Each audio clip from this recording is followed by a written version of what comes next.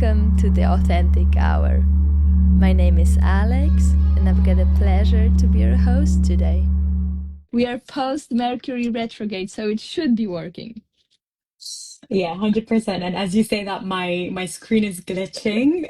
So I thought Mercury retrograde's over, but it seems like it hasn't. So not for me. Not How for are us. you? Not for Not us. for us.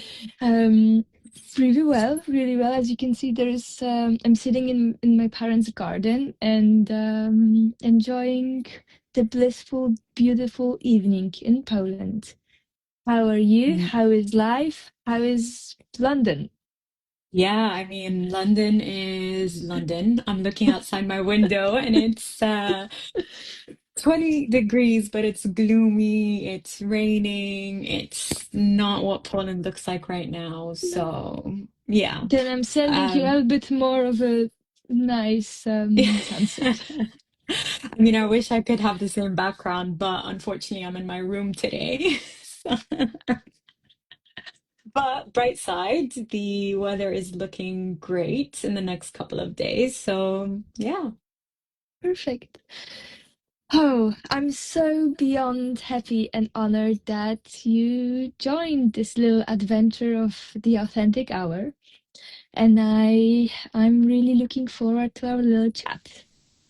Yeah, me too. Honestly, I mean, just taking a look at what you're doing and the work that's been going into this, it's great. And I think everyone could benefit from it. And I myself, will go into it in a little while, but I myself, really needed to hone into personal development and, trying to put boundaries between work and developing myself. So it's great to see what True Me is doing. So thanks Thank for you. having me. Thank you. Thank you. Thank you. Oh, let's open the box. Yes, Nas. Pandora's box. Let's go. I had it at the end and was like, it's not so let's yes. Uh Tell us a little bit of your story, like how what brought you to the world of personal development and how it all happened. Yeah, I mean, very interesting to start a very broad question, but yes, let's go for it.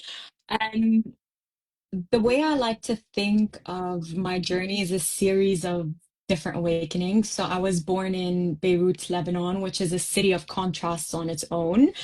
um, where you look at things like such as traditions meet chaos and beauty coexist with struggles. So I think for me, I entered the personal growth space not because I was quote unquote broken or because I wanted to fix something that I wasn't happy with within myself, but I think for me it was really honing in on success and leading with more power and more growth and more integrity and more with the idea of following my heart and my mind and my Mm, spirit rather than just conforming to what society has led us to believe over the last few years. So um, that is when I started to tap into personal development. And I think because I work in the tech space, um, you're always chasing the next big thing. It's always about innovation and resilience and strategy. And I think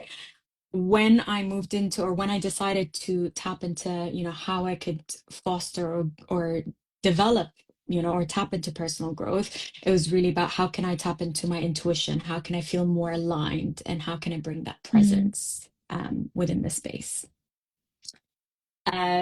So that's that.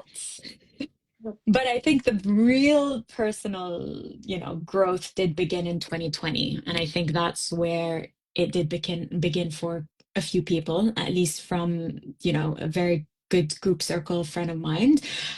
But I would say we were all under lockdown. It was, Mm. the time I moved to London and locked up in an apartment completely by myself, no television whatsoever. Um, I had lost someone very close to me at the time as well. So it was really a time for me to just really tap in and see what's happening on the inside and how I could work with other individuals, Mm. whether it's like yourself or, mindful people around the world to help me develop. And spoiler alert, I know that on the journey of self-discovery, personal development, you tapped into Tantra, which is a very interesting subject in general. Um, how did it happen?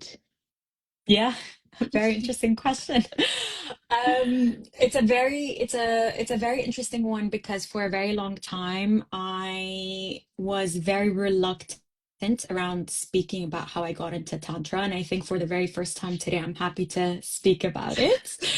Um, so the reason why, just to give everyone some background information, obviously as well, is I come from a Arab background. So as I mentioned, born and raised in Lebanon. So it really was considered to be more of a taboo.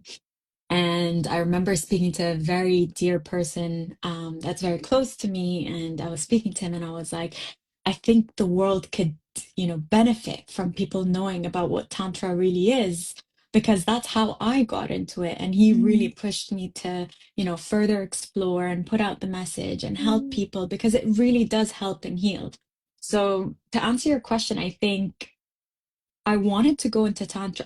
I genuinely wanted to go into Tantra because I felt like it was something that was very misunderstood, at least in my culture. mm, Um, it actually began when I was searching for something deeper. It was a way, going back to 2020, it was a time where I was trying to find ways to connect with my life, connect with others, and really go beyond the surface. So I tried many different paths.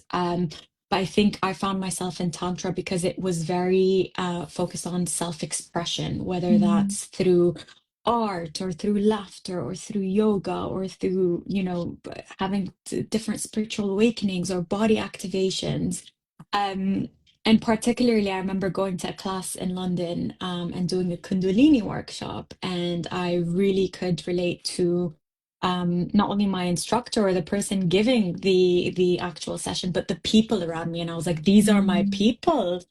Like I go into the office from 9 to 5:30 and everyone's just very surface level. And I think what we're missing in life is, being Mm. reminded that, life has pleasure. You can explore life through intimacy, through connections, through touch, through dance, through movement. And that is what Tantra is. Like so many layers of us meeting ourselves in the world of who we are. But as you beautifully mentioned, we tend to live this office work, now remote work, and it's Yeah. so surface level, like, oh, how are you doing? Great, what are you gonna do? And then there's so much underneath it that actually makes the tapestry of life so colorful. It's so beautiful, so A beautiful. 100%. And I think for me, a lot of times I got a lot of pushback, especially from like a lot of my friends. And they were like, why are you going into Tantra? What are you doing within Tantra? Tantra, again, the reason why I wanted to tap into it was not only to revolutionize, what Tantra is about, but because there was the closest people to me didn't understand it. And there's a taboo around it being, just a sexual act. But I think I use Tantra and I embody Tantra in my everyday life. I go into the office and it's how you communicate with different individuals, how you speak to different individuals, the way you portray your body Yeah. language. And it's these small things that can make all the difference for yourself and for the individuals that you're working with as well. So to make it even clearer, sorry, for anyone who's still thinking of, oh yeah, I've heard about it, but it's a little bit this taboo topic. Like, um, how would you describe it in plain English for someone who is afraid of it? Very good question. I would start off by saying it's a spiritual tradition or it's a spiritual practice that usually is practiced in Hinduism or Buddhism, but beyond that, I would say it's a spiritual tradition that you practice between you and yourself. to Mm. expand your consciousness and achieve liberation. As simple as that. And you don't even need to go into, what form of liberation it is, whether Mm. it's, a full body, activation or, whatever it is. You just feel free and you feel powerful and you feel magnetic and you feel all the good things once you just live by it on your day-to-day life. I can feel this freedom through your words when you're just talking about that. Just it's so beautiful, so beautiful. Wow. Um, Yeah. how does this layers and tapestry of life and everything you just mentioned combines with authenticity? Just- Yeah, I think to answer your question, it would need to, and this is what Tantra is, right? It really is about how you weave everything together to make it work. And I think to answer your question, you need to identify or you need to define what authenticity is, because I believe being authentic or the word authenticity can mean different things to different people. Um, and I think the way you can weave in the two is it's about accepting yourself and to love Mm, yourself first. And it's really about accepting different parts of you that you might be aware of or that you might not necessarily be aware of. It might be things that people point out to you, it might be things that you discover on your own or in therapy. So it's for me, I think it's the courage to be seen and to accept who you really are without the extra layers or the extra fluff of what people say and what society defines you, but just like stripping everything and really mm. just taking it in as yourself. And how does it feel? Because I fully agree with you. There's so many different layers of authenticity and different meaning of it. I remember there was I think one of the Huberman podcasts when he mentioned, okay, so when I'm going to the office and I'm telling everyone about my emotions, does it mean that I'm being authentic? I mean, not really, right? Because there's this element which we can grasp intellectually, but that's why I'm Yeah. asking, like, how does it feel? Like, how would you describe your feeling of authenticity? How do you feel when you know that you're being authentic?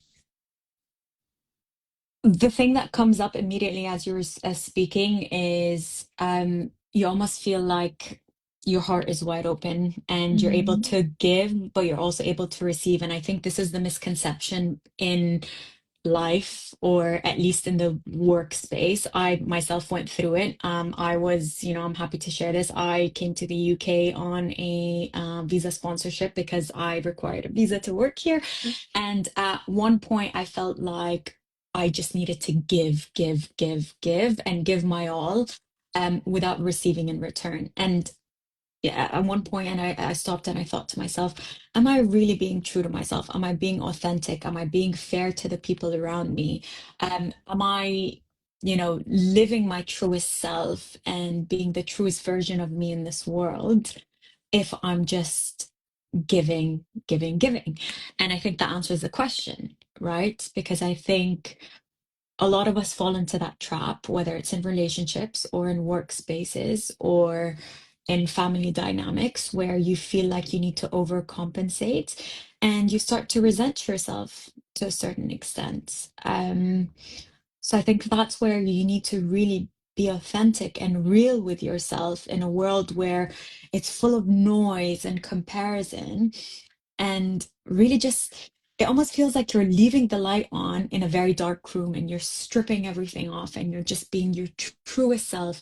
And yeah, just putting that out there as who I am in that dark room is who I am in the light outside. yeah, And that is authenticity. beautifully and well said. And this element of, I don't want to generalize and say that it's women who feel this way, because I assume that there are men who feel in a similar way, that we keep giving. It's almost like deep inside our brains, there is this small cell that keeps telling us that we are not good enough and we need to do something in order to deserve the acceptance, in order to deserve love, in order to, yeah, just to deserve. So we just keep giving, keep giving, keep giving. And it's, as you described, it's going to be in different setups, sometimes at work, sometimes at home, sometimes with a group of friends. But I like to think that it's almost like a universal rite of passage, that every single Yeah, person actually is going to have to go through that through their development of self-awareness, because that's this step. Once we overcome it and we realize that we are worthy the way we are, a in our 100%. best, in our light, in our dark, whatever situation we are in, that really is going to allow us to shine our light beautifully, as you said. So 100%. And unfortunately, I think with a lot of individuals, because we're human, it's majority of the time the case that you actually have to go through something to realize, you know what, this isn't right for me, or yeah, actually I'm kind of staying in the shadow. I'm not really being my truest version. I'm, and something is going wrong and I need to, make a change, make a switch. And that's where, that self-development kicks in essentially. I had a conversation with a dear friend of mine a while back, when he said it always happens this way. You need to go through something painful, you need to experience something painful, and then you're gonna grow. And at some point in my idealistic mind, I thought that, does it also always need to be the case? Is there a way to do it differently? Um, but I'm getting to, I don't think so. Like there always needs to be something. Yeah, I tend to agree. I mean, I wish the answer was no, No. but I wish I could say and combat his answer and say no. But I think in life, it usually is the case where you learn through your mistakes. And I've come to Yeah. realize that no matter what kind of mistake you've done, there are no regrets whatsoever. So I was Mm, speaking to a friend the other day and he was telling me, I've been at my job for 8 years. I kind of want to start my own thing. I don't know what to do. I regret all the time that I've been, here. And I'm like, wait, stop. There is no regrets. All this is a mm, learning curve. This is where, through that you learned a lot. That's where, the personal development element comes in. And you take all that. This is who you've formed to become. And yeah, through that, you can actually work on, magnetizing what you really want. yeah. Um, and it's unfortunate that life is like that, but I think it really is the case that sometimes you really have to face something tragic or major for you to realize this doesn't work for me. And that's why people say a rejection is a redirection. And that's something that I truly believe in. I used to think of it as something very negative, and I've rewired my mind to say, you know what? If this isn't working out, it's a redirection. There Um, is a beautiful saying that the universe got only three answers: yes, not yet, I've got something bigger for you. there you go. There you, there you go. And it usually is, if you were to look at it from a tantric perspective, it usually is there's something better for you. There's something Mm, bigger for you. What you give to the universe, what you sacrifice to the universe is going to come back to you in a different form or a different way. And I guess in the meantime, just to keep radiating and being the best version of yourself. beautiful, beautiful, beautiful, and beautiful. Besides tantric practices, what helps you embody this best radiating version of yourself on a daily basis? Is there something that helps you that you can share with all of us? There's a few things, definitely. I mean, I could sit here and tell everyone, exercise and get your steps in and be under the sun and do all those things. But one thing to be very vulnerable with everyone is dance. Dance was, and the reason why I mention dance is because for, let's say, I'm in my 30s now, I'm 30, but for probably 25 years of my life, if not more, I was very uncomfortable with dancing and just moving and expressing with my body. And I think now, whenever I'm feeling down or whenever I feel stuck or whenever I feel, that I need that boost or whatever it might be, dance is my go-to thing, whether it's me going to dance class or me going dancing with my friends or dancing in my room or dancing in front of a mirror, like literally just turning on music and dancing. It ignites so much. Um, and I think it's very undermined in our, at least in my culture. And that's Mhm. why, and not even dancing in a specific way, just moving your body. Um, so that's one thing I love to do that helps a lot. And then one thing that I would say as well is after sitting on the desk from 9 to 5, I work in tech. I'm speaking to like VCs and investors and startups and scale-ups all the time. Um, it's coming to a point where it's almost like I need to call a friend and just have a proper heart-to-heart, conversation. With someone I love or someone who understands me Mm. and just not have to filter throughout my day and just be my genuine, authentic self again. So just having that heartfelt conversation really helps as well.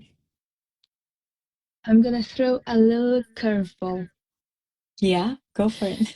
Uh, Speaking of about tech world and the need of sharing, because I fully agree. I've got the same thing. I've got the same thing, and the first person I call is my mom. It's just natural, and I'm going for a walk and I'm just chatting with my mom. But as I've been talking to some people recently, the more and more I realize some of them are doing it with ChatGPT. Yeah, And yeah, like what's your take? on ChatGPT on its own, or Oh no, the fact that yes, we identified that there is this need. And yeah, it's there is a need and it's actually really healthy and it's really natural to have a human connection and talk about it. It's like a it's so cleansing. a It's just hundred percent. beautiful. 100%. And I think just to jump in here, very good example. I was sat literally on my desk a few hours ago and I looked at my email. I was waiting for a deal to come through. And, as someone who works in tech and sales, you get all these emotions.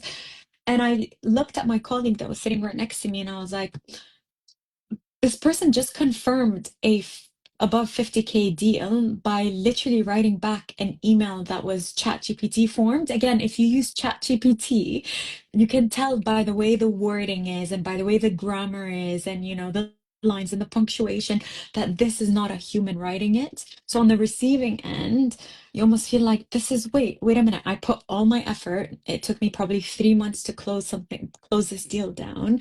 I've been going back and forth and putting in energy and, time is money, time is energy, like energy is everything. We all know that. It comes to a point where you receive a message that is drafted by ChatGPT. Um, so it's great in the sense that it saves us time on so many things and there's so many efficiencies to it. But on that human aspect, on that humanistic aspect where you need that human interaction and you need that, authenticity, going back to that main theme, as you mentioned, um, I don't think we're ever going to get to a place where AI or ChatGPT can do that.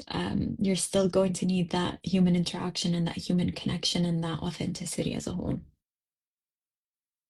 That's music to my ears because Yeah, what are your I thoughts? agree. I I fully agree. The element of human connection is never gonna be replaced because also from the very biological perspective, it's well-known fact that when you're next to another human being, why hugging is so important. When hugging therapy, like you need another human being. Um, Vivek Murthy describes in his book on loneliness how social media were the first moment when the connection in the society started breaking, because people thought that the commenting under your pictures is a form of communication. Is not.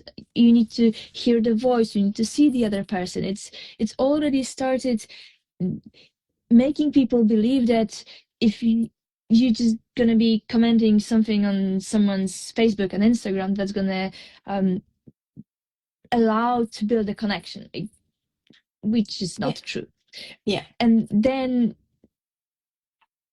pandemic happened, when children were taught that, oh, you can build relationship and connection through online medium, and then we adults, we are taught that you can work remotely, which in my opinion is barely impossible, because you need human interaction. And now we've got the 100%. first way to with AI companion and AI girlfriends and AI boyfriends, and it's only depends how we are forgetting that we are humans.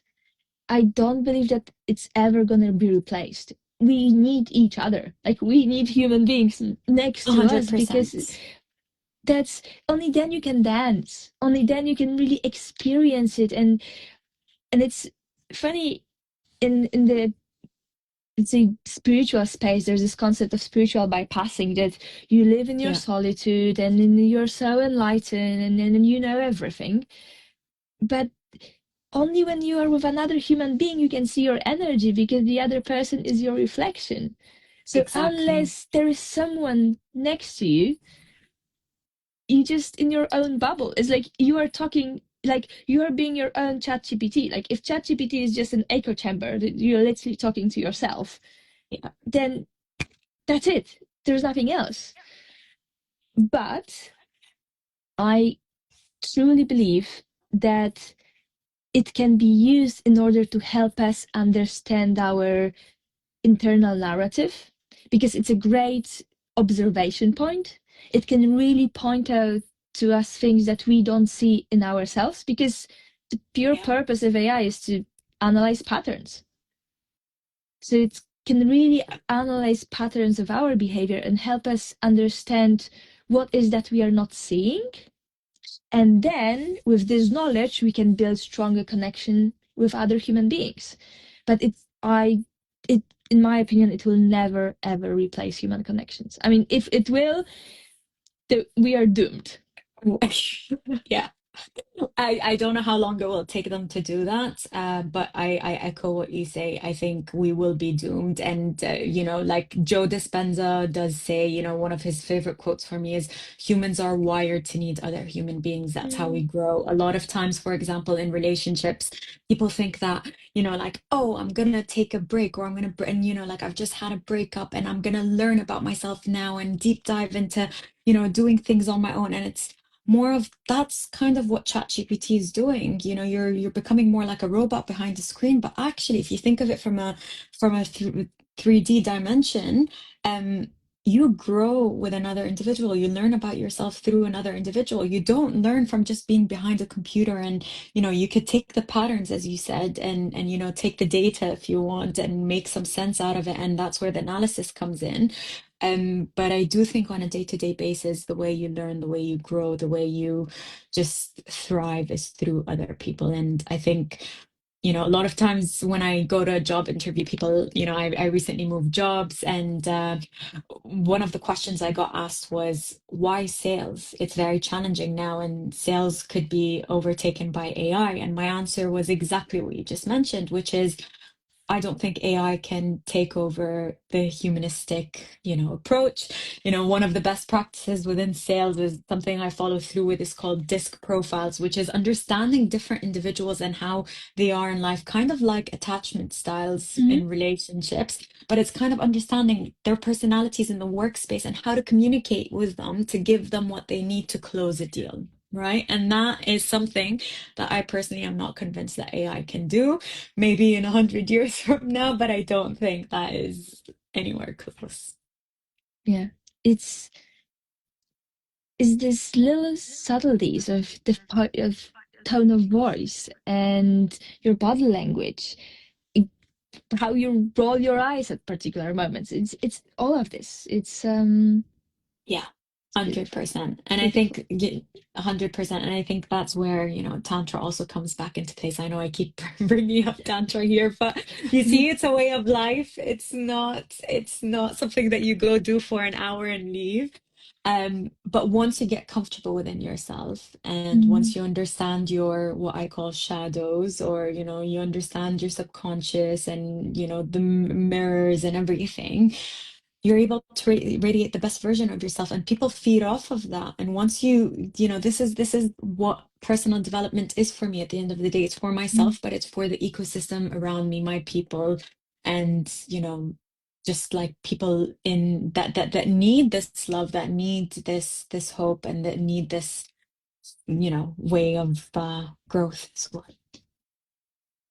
It's almost like a cliche when we say that first you put your in the airplane you put your own mask first, but that's the logic behind it. When you are actually radiating your best self because you dedicated this time to take care of yourself, you understand yourself, you know how to take care of your needs, you are able to say no when it's needed, Yeah, then you've got so much more to give, so much more.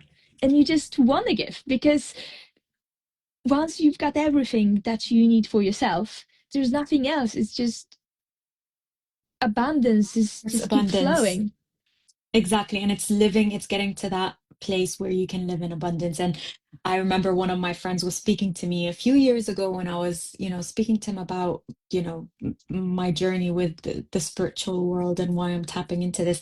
And he said to me, he's like, you are a giver. And if you keep giving, giving, giving, you're going to resent yourself. And life isn't about just giving, it's about keeping your cup full to a point Mm, where you're very content with what you have, in order to just throw that into the world and really just let people feed off of your container. And that really stuck with me. And I think that really is a good way of putting it. I think growth is, or the way of life is, you feed me, I feed you, but mm. we grow together. And the only way we can do that is when I've taken care of myself fully. And in this caveat of taking care of oneself, there is the aspect of receiving. We already spoke about how we overgive, but how does it work with receiving? Because it's also tricky. I mean, from my personal perspective, I did struggle a lot with receiving. Just stop giving and receive, Yeah. because it was almost like unnatural. Yeah. I think I struggle with it too, and I'm. This is where I think you and I are both Sagittariuses, and our paths kind of Yeah. shed light on one another. But I think it's once you understand. I think there are three things that tie into the formula. I think once you understand your value, once you Mm, know what you deserve, and knowing like what is going to move you forward in life, or what's good for you and what's not. And once your body gives you that yes, like an enthusiastic yes, as mm, in, this is something I want to receive, then only then would you be able to open up that portal. And it is kind of like a portal, because at the end of the day, it's receiving things internally. And I think, again, like Tantra, there's a misconception around, if I, ask for something, or if I'm just sitting there, and people are giving me things, am I worthy of it? What does mm, that make me? What have I done to achieve it? Like all these things that society could have put onto us. Um, but once you're content with yourself, and once you know your value, I think every person should feel what it means to give and to receive. And in a non-transactional way, of course, yeah. but just on a very humanistic, intimate way. Yeah. Beautiful. The closing question. What an advice you would give to your younger self? we're tapping into a therapy session. I feel like this is a question that, I've been asking myself a lot. And the reason why I say therapy is because I think, again, it all goes back to working on your inner child and really developing that inner child in order to feel that abundance and that acceptance and everything we did discuss today. Um, my advice would be accept yourself and love yourself first. Um, put yourself first. And I would also tell myself, you don't need to rush. You're not Mm, behind. Life isn't a race. You need to slow down. Slowing down, I mean, honestly, like I think if again Tantra has taught me anything, it's really taking your time, like really meditating, like marinating your thoughts, really sitting with those emotions, let them come up, let these things arise, and almost thinking of it, the best way I put it is like clouds. If anyone has gone cloud watching, it's literally just seeing like the clouds go by mm.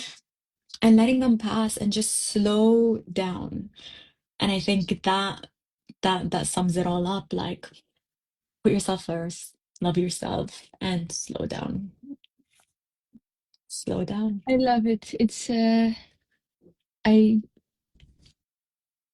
I love it. Especially this slow down. Yes, yes, yes, and yes. Yeah. I think a lot of people, if they just recognize that they need to just take a breath Mm, and do things slowly, intuitively, things will flow much better because we're wired again, going back to the topic of AI and stuff, we're wired to move, move, move quick. What's the next big thing? Chasing the highs. We have these chemicals, whether it's dopamine, endorphins, whatever it is, to just keep us on the go. And sometimes it's really yeah. that stillness gives you the answers. And I think I wish, I knew that sooner. But again, it's one of those things where I learned the hard way, and it's something that's in development. Oh, I feel like I'm still learning that. I'm still learning to slow down. It's So very that's hard. it's hard. It is very hard because again, you can only do so much to take care of yourself, but there's the whole world around you that's happening that's very enticing and provocative and but then you just need to like align, go Mm, back internally, turn into your heart space. I always say to my friends, like always tune into your heart, not into your mind only, and do a body scan, do a body check. How does that sit with me? How do I feel this morning? Do I need to slow down? Do I need to, speed it up? Just listening to your body and letting your body take over. beautiful. Beautiful, beautiful, and beautiful. Naz, thank you so much from this heartwarming conversation. It was an honor, a pleasure. I deeply enjoyed it.